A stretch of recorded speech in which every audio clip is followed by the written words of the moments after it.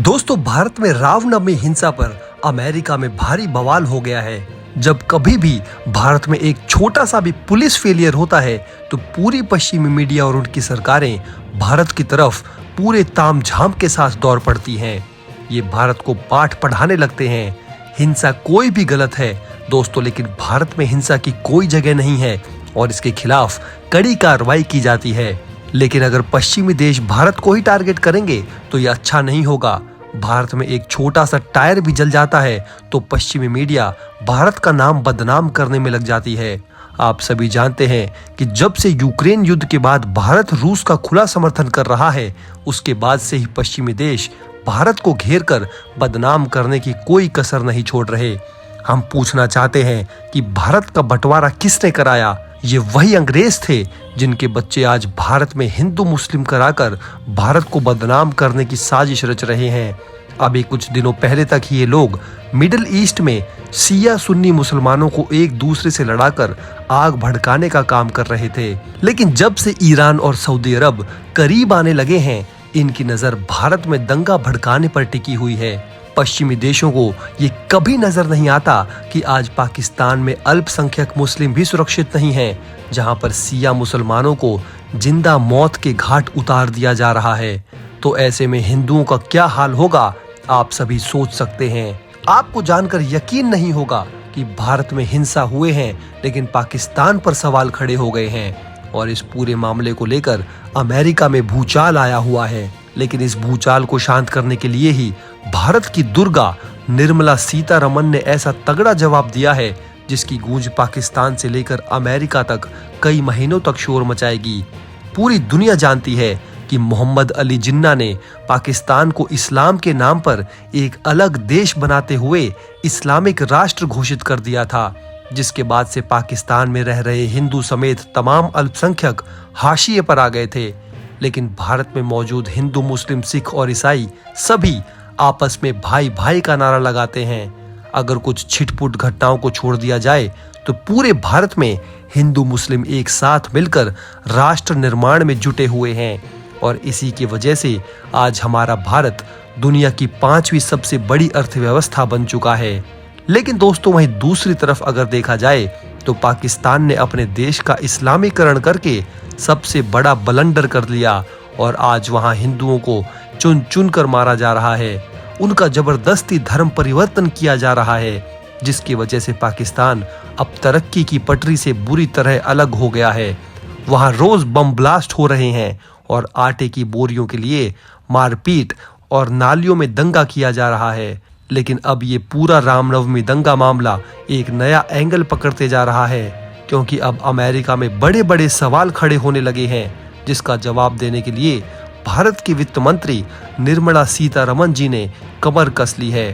दोस्तों, हमेशा की तरह अमेरिका एक बार फिर से भारत को लोकतंत्र का पाठ पढ़ाना चाह रहा था, लेकिन उसी के घर में घुसकर निर्मला सीतारमण ने अमेरिका का बैंड बजा दिया। निर्मला सीतारमण जी की धाकड़ जवाब को सुनने के बाद अमेरिका पूरी तरह समझ गया है कि अब भारत पर कीचड़ उछालना मतलब खुद के गाल पर तमाचा मारना है। एक तरफ अमेरिका भारत में अल्पसंख्यकों के खिलाफ अत्याचारों को लेंस लगाकर देखता है, तो वहीं दूसरी तरफ उसे पाकिस्तान में अल्पसंख्यकों के खिलाफ हत्याएं नजर ही नहीं आती। वित्त मंत्री निर्मला सीतारमण ने कहा कि अगर भारत में मुस्लिमों के खिलाफ हिंसा होती है तो क्या उनकी आबादी इतनी बढ़ेगी? निर्मला सीतारमण जी ने पश्चिमी देशों और अमेरिका के गाल पर करारा थप्पड़ मारा है। दोस्तों, आपको गदर मूवी का वो डायलॉग तो याद होगा ही ना, सनी देओल का, जिसमें वो अमरीश पुरी से कहते हैं कि पाकिस्तान से ज्यादा मुसलमान भारत में रहते हैं, तो क्या वो सच्चे मुसलमान नहीं हैं? ठीक इसी अंदाज में निर्मला सीतारमण ने अमेरिका को भी उसकी औकात दिखा दी। निर्मला सीतारमण ने भारत में मुस्लिमों के खिलाफ हिंसा के मुद्दे के बारे में बयान दिया। वित्त मंत्री ने कहा कि ये राय ऐसे लोगों ने बनाई है जो भारत कभी आए ही नहीं है। वे अपने देशों, अपने एयर कंडीशन रूम में बैठकर ही भारत में मुस्लिमों के बारे में अनाप शनाप बोल रहे हैं। अगर भारत में मुस्लिमों के खिलाफ हिंसा होती तो क्या इनकी आबादी इतनी बढ़ती? भारत में दुनिया की दूसरी सबसे बड़ी मुस्लिम आबादी रहती है। निर्मला सीतारमण जी ने एक सवाल के पूछे जाने पर कहा कि वो लोग जो भारत में निवेश नहीं करना चाहते, उनके बारे में कुछ नहीं कहा जा सकता। अगर कोई भारत में इन्वेस्ट करना चाहता है तो मैं सिर्फ इतना ही कहूंगी कि आएं और देखें कि भारत में क्या हो रहा है। ऐसे लोगों की बिल्कुल ना सुने जो कभी भारत आए ही नहीं और हिंदू मुसलमान के बारे में अनाप शनाप रिपोर्ट बना रहे हैं। साथ ही साथ निर्मला सीतारमण जी ने ये भी कहा कि पाकिस्तान में अल्पसंख्यकों की हालत लगातार बदतर हो रही है, वो हर दिन घटते जा रहे हैं, लेकिन पाकिस्तान में स्थिति पर कोई भी नहीं बोलता। ज्यादातर केस में ईश निंदा कानूनी निजी दुश्मनी निकालने का जरिया बन गया है।